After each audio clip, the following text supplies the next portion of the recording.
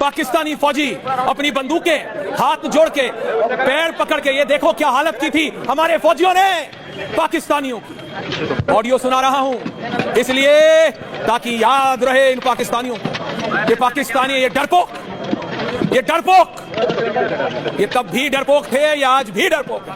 मैं इससे भी और कई बेहतर शब्द इस्तेमाल कर सकता हूं, बट मैं अपने गुस्से पे कंट्रोल कर रहा हूं। इसीलिए मैं आपको बता रहा हूं, ये तस्वीरें याद दिलाने के लिए हैं कि ये डरपोक पाकिस्तानी 71 में कैसे भागे थे,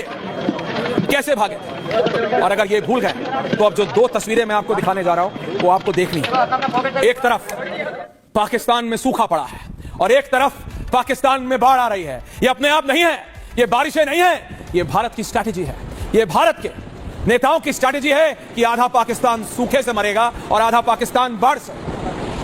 इनको लगता है कि गधे बेच बेच के बंदूकें चीन से खरीद लेंगे तो बाप को आंख दिखाएंगे। एक डैम बंद करो और एक डैम का फाटक खोल दो तो ये हालत है पाकिस्तान की। This is the reality.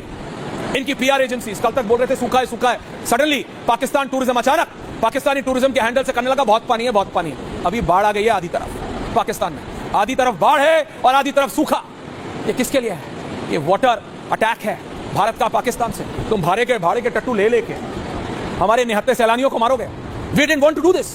हम ये नहीं करना चाहते थे तुम्हारे साथ, लेकिन मजबूर किया है पाकिस्तान ने, पाकिस्तान के उन कायर जर्नैलों ने, क्योंकि ये जनरल बोल नहीं पाते, इन्हें जर्नैल ही समझ आता है, तो इनके पाकिस्तानी जर्नैलों ने, विजुअल्स ऑफ आसिफ मुनीर, ये पाकिस्तान के सो कॉल्ड जर्नल या जनरल, कहां इनके परिवार?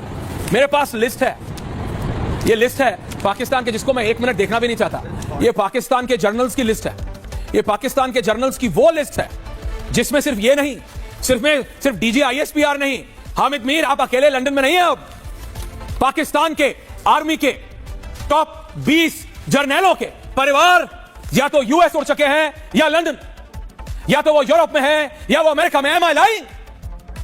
फ्लाइट मैनिफेस्ट है हमारे पास, क्योंकि परिवार है और हम बेल्ट के नीचे वार नहीं करते। हमें आपकी तरह पेंट उतार के वार करने की आदत नहीं है, इसलिए मैं वो फ्लाइट मैनिफेस्ट ऑन एयर नहीं कर रहा हूं।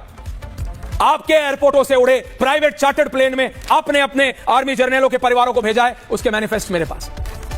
आई am just not putting it on air Hamid Mir, क्योंकि मेरे में थोड़ी गैरत बची है, आपकी तरह नहीं हो, पाकिस्तानी फौज की तरह नहीं हूं। यू मे लाफ, मैं आ रहा हूं आपके पास 2 मिनट, लेकिन आपको पता होना चाहिए कि भारत की कैपेसिटी क्या है। भारत की कैपेसिटी क्या है हामिद मीर, आपको पता होना चाहिए। पता है क्यों? कुछ नहीं तो ये नंबर्स ही देख लीजिए, लिंक से जुड़े हैं आप। मुझे नहीं पता आप इस समय लंदन में हैं, ऑस्ट्रेलिया में हैं।